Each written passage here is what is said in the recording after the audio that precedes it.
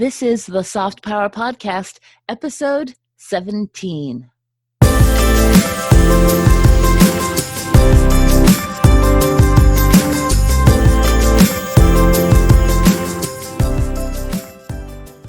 Hi, I'm Susan Callender, and thanks for joining me.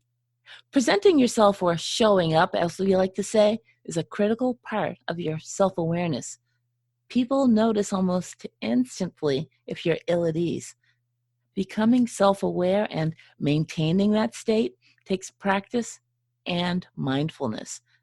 But what if you actually would prefer to hide because it's the safer choice to developing the confidence you need to be on camera or speak up or just be as visible as you can possibly be in this hyper-connected world? I invited Iskra Petrova to join us and talk about the deep work it sometimes takes to discover your self-confidence and be vulnerable.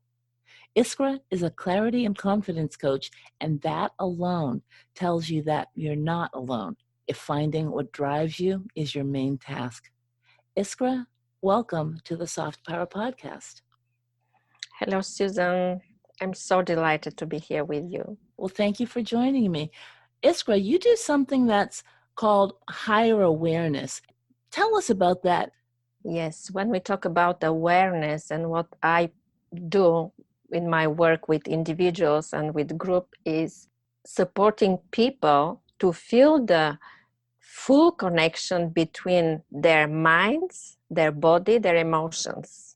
Because when we talk simply about awareness, people usually associate it with the mind, with what we know, with what we observe, but it's not in our Western civilization's training to learn to connect with our body, with the sensation, with the information that we receive. And this has been proven scientifically that there is so much information, there are so many insights that we can receive when we learn to listen what our emotions, what our heart tells us. Even physically, there is a bunch of ganglions there that send information to our brain about the environment around us and also our gut, processing, digesting emotions, learning about threats from outside. And this can help us very much be in better control with the stress of our daily life. Because we have our physical brain. When we talk about brain, we literally think about what is in our head. And here I'm not talking about reptilian or the other sections of the brain. Mm-hmm. Then we have the heart brain, where our emotions are, where our consciousness is. And also we have our gut, where we receive signals and we're connected with our existence, our roots of life.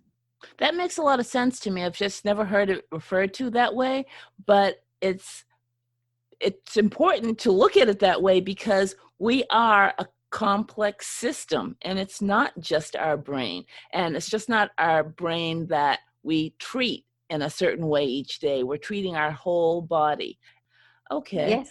So when you work with people, what would the first step be if I were to come to you?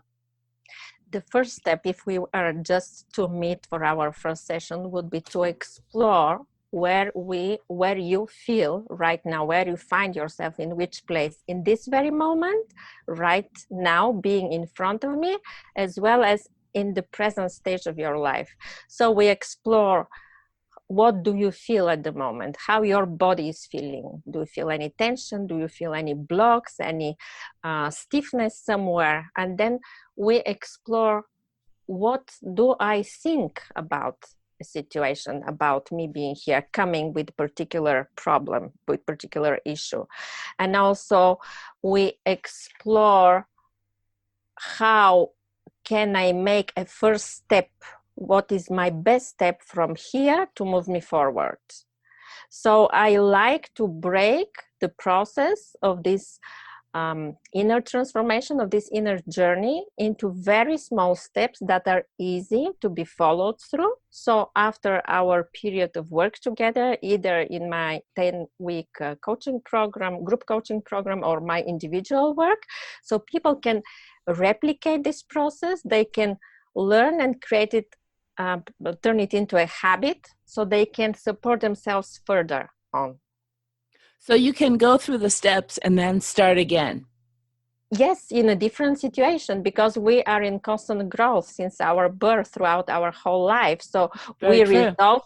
we resolve one particular situation, and then life brings us another challenge, and then we have to work again. So instead of searching for someone to be our crutch, or having forever psychotherapist or life coach, people learn to be independent because they have already acquired the confidence, and they have proven to themselves that they can do it. And this is what I love to witness.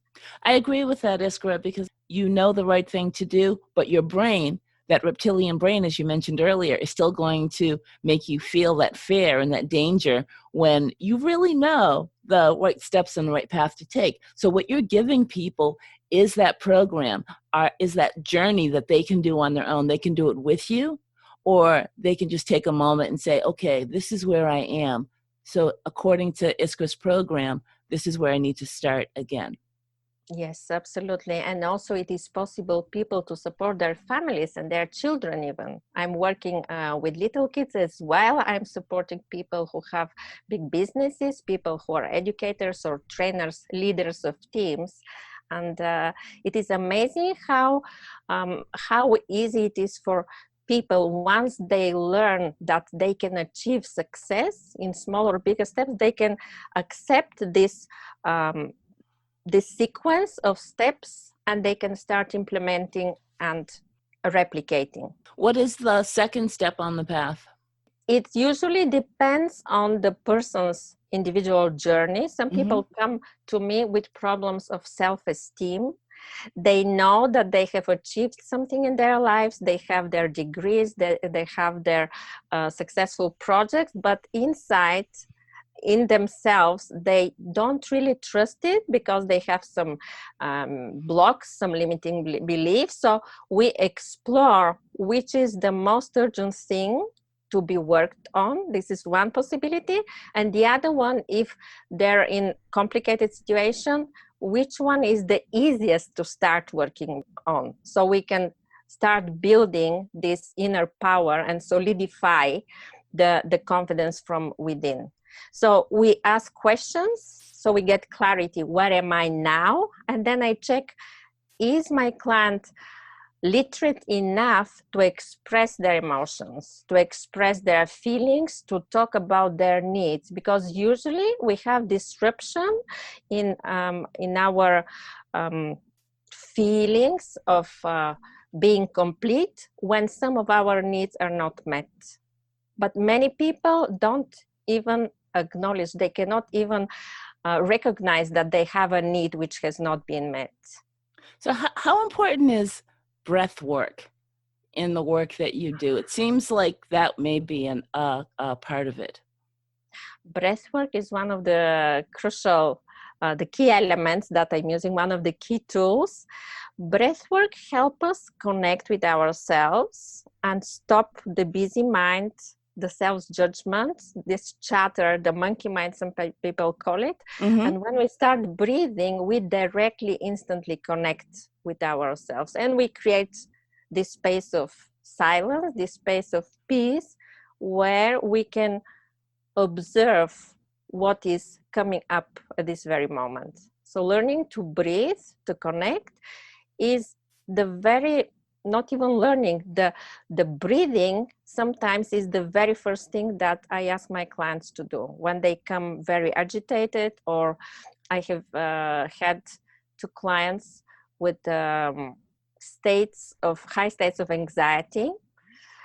Just breathing and releasing these feelings, these emotions, this sensation in the body, this agitation, releasing it through the feet or through the palms, because we can almost tangibly sense how this pressure is being released, is a very first thing that we can start doing before even exploring what could have been the reason for that and how can we move further from this state.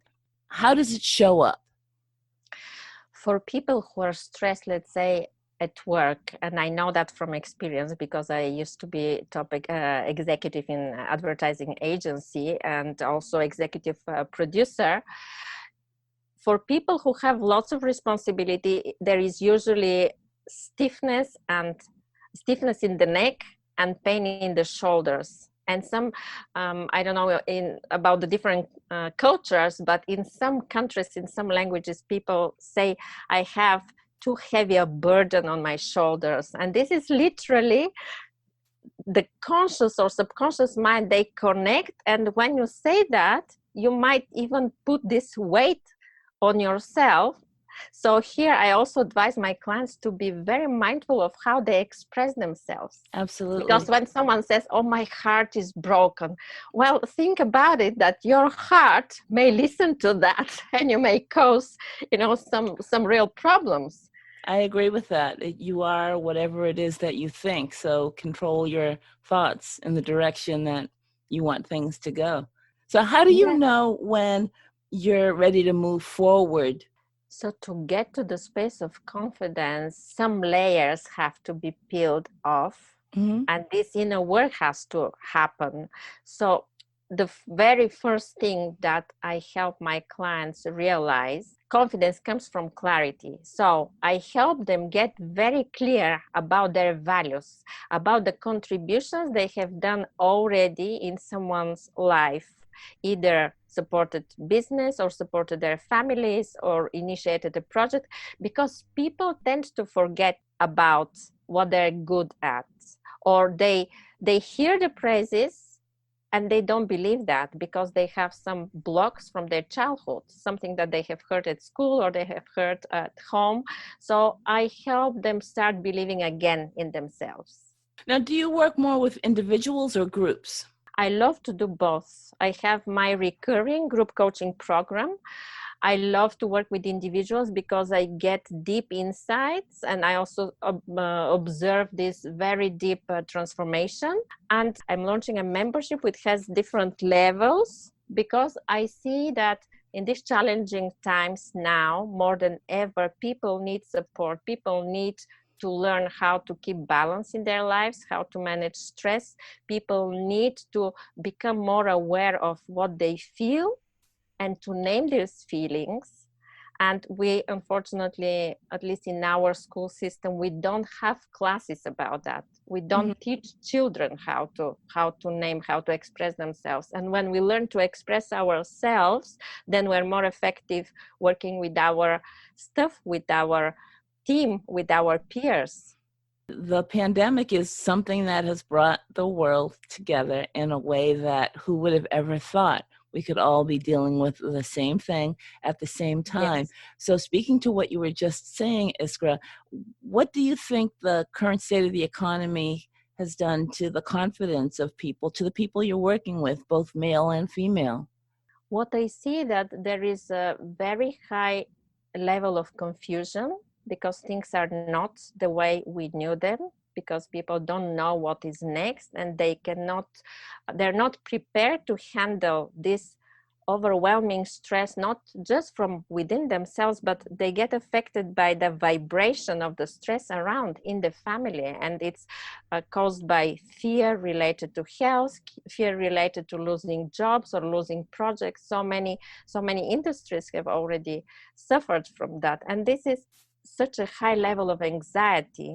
And that's why it made me also introduce this basic level for people to learn to self-help and to learn to start using these primary tools that have been used for centuries by the ancient traditions, by the traditions of the martial arts. And I'm kind of cultivated as individual and as practitioner with that because I've been practicing Tai Chi Chuan and Qigong for 25 years, but also finding resources within Ayurveda, within yoga. There are so many practices that I am bringing together. I'm distilling through my own experience and I'm offering to people to first acknowledge where they are at the moment and help them bring their stress levels down so that then can engage their mind in an effective way being in a calmer state.